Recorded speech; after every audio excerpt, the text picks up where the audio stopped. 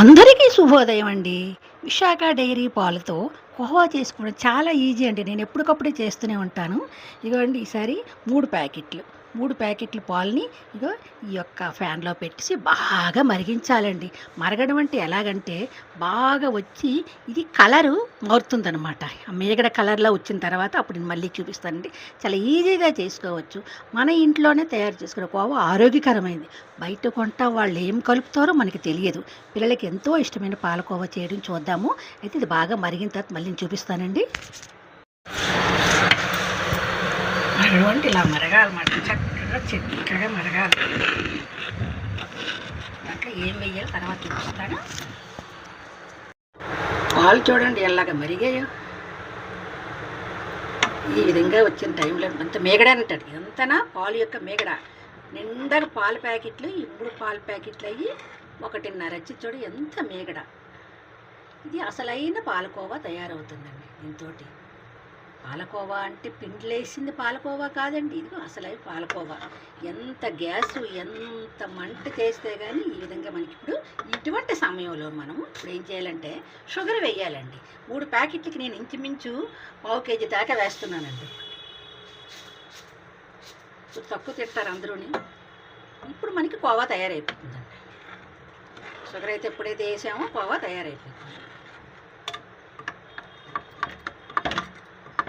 Original khoa అంటే చాలా టేస్ట్గా ఉంటుందండి. నేను ఎప్పుడూ చేస్తూనే ఉంటాను.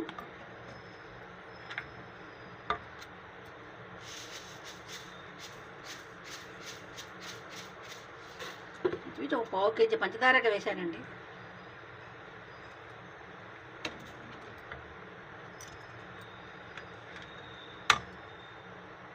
లాస్ట్లో మళ్ళీ చూపిస్తానండి. షుగర్ వేసిన తర్వాతనే ఈ విధంగా మనకు వస్తుందండి. ఈ విధంగా అంతనా ముద్దలాగా వస్తుంది. ఇది కోవా అంటారు, స్వీట్ కోవా, ఒరిజినల్ కోవా. ఏ కల్తీ లేదు, ఏమీ లేని కోవా అండి ఇది. ఈ పాలు ఈ విధంగా ఇలా మనం ఈ మేగడంతా మనం తీసుకొని రావాలి. ఆ మేగడంతా కలిసి చిక్కటి కోవా అంటే ఏంటి? పాల మేగడే కోవా. పాలు మరిగించి చేసిన మేగడనే కోవా. ఈ విధంగా దగ్గరగా వచ్చాక స్టవ్ కట్టేయాలండి. చూడండి ఎంత చక్కగా కోవా తయారైందో. ఒరిజినల్ కోవా అండి ఇది. నో కల్తీ, మంచి ఆరోగ్యకరమైన రుచికరమైన కోవా.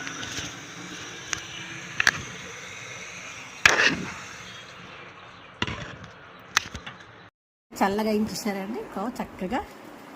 బిళ్ళలు కూడా చేసుకోండి, ఇంకా బాగా చేస్తే బిళ్ళలు కూడా చేసుకోవచ్చు.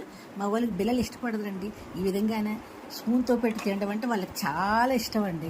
ఈ విధంగా నేను టిన్నీని శుభ్రంగా చేశానండి. ఈ టిన్నీలోని ఇదంతా వేసేస్తాను.